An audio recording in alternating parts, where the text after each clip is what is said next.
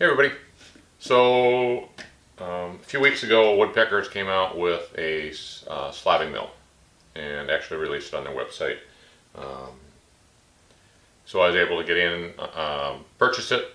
Today we're going to do some unboxing. I've got a couple of slabs I want to flatten out and kind of want to see how you put it through its paces. I've got a lot of lumber, larger stuff that's long and thick, that may be harder to do on my jointer, and plus I've got a bunch of slabs that will be ready probably next spring or a few months.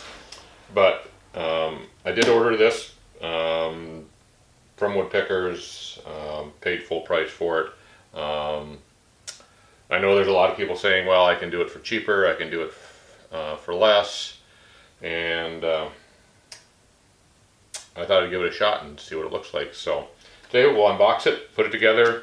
I'm interested to see how when you assemble the rails to get that longer extension, if there's any flexing and how that's assembled, how the sled glides, if it'll hook up to, I know it hooks up with a number of different routers. I've got the one I want to use is not listed on there, so we'll see if it bolts up or if there's maybe modifications I'm going to have to do. And yeah, so this is November of 2018, and I think for the most of them, they're not going to start shipping in these until February of 2019. So yeah, so let's get this open, take a look at it, get it assembled, and then start knowing up some spalted maple.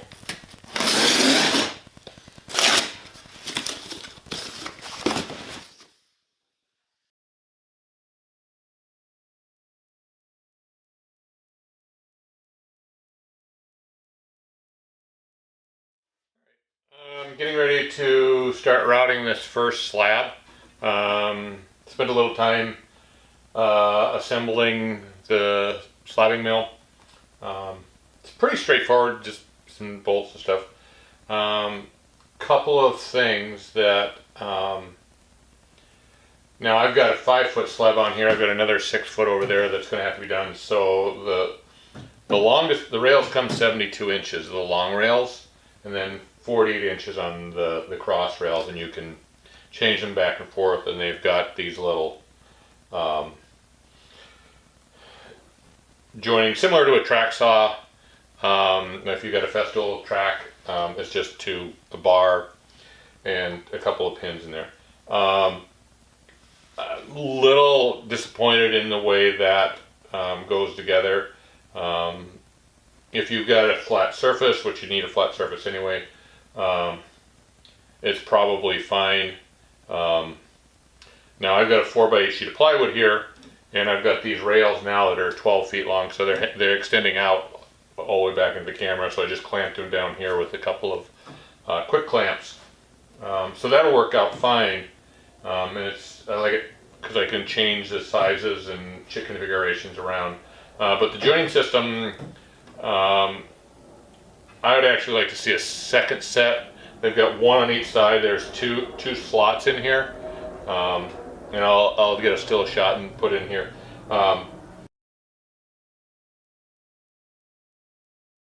There's 2 slots in the side here, and it'd be nice to have instead of 1 on each side, to put 2 on each side to join that, to kind of give that a little bit stiffer.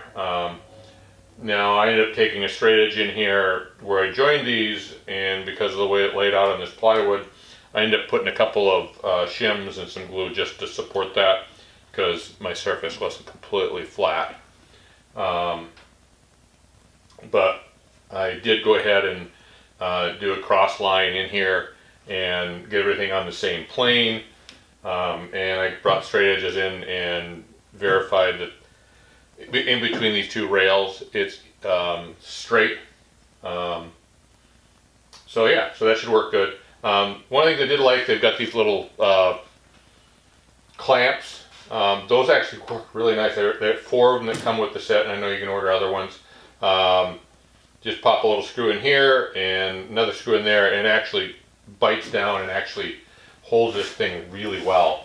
We'll see once we start routing if it has any movement at all, but I've got 2 on each end, and a couple of shims just to keep it from wobbling, and that works out really well. So we'll fire up the router here. I gotta set my depth, and yeah, we'll start milling up. Get the one side close here, then we'll flip it over, and I believe this is my bottom side, but I had my crown in there, so I want to do that first and flatten that out, and then I'll flip over and do my actually finished side after that. So yeah, so let's see what we can do.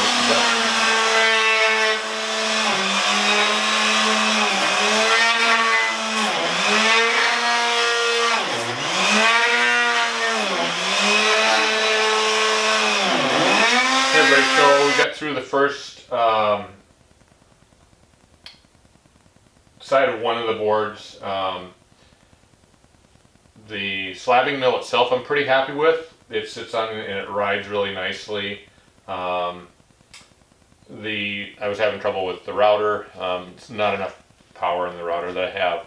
I tried using this 2 1/4 from Menards, and it's just not going to cut it. So I'll go pick up one of the portable variable speed routers tomorrow, and it's Good Friday or Black Friday tomorrow, and I'm just hesitant to go out doing any shopping, and was hoping not to, but I think that's what's going to have to happen. I'm going to go out to Rockler and pick one of those up. That should help out. I might pick up a new bit also, see if that helps. But as far as the slab, it's really, I really like the smoothness. I've built my own slabbing mills, done that a few times, and this is just a lot more stable and a lot smoother. So I like it in that regards. So yeah, pretty happy so far. Gonna flip this one over. It's getting later in the day here. So I think tomorrow I'll go pick up that other router motor, and then see how that goes going to the other side. So.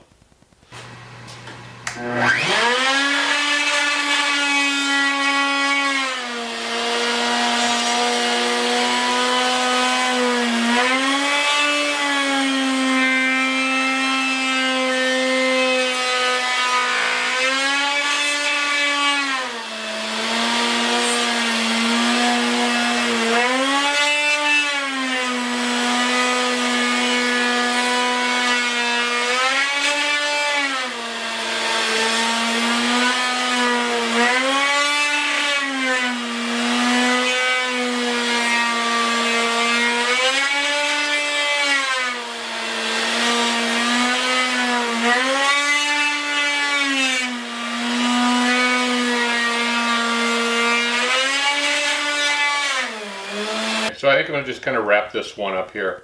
Been using the mill for a couple of days now, went through a few slabs. And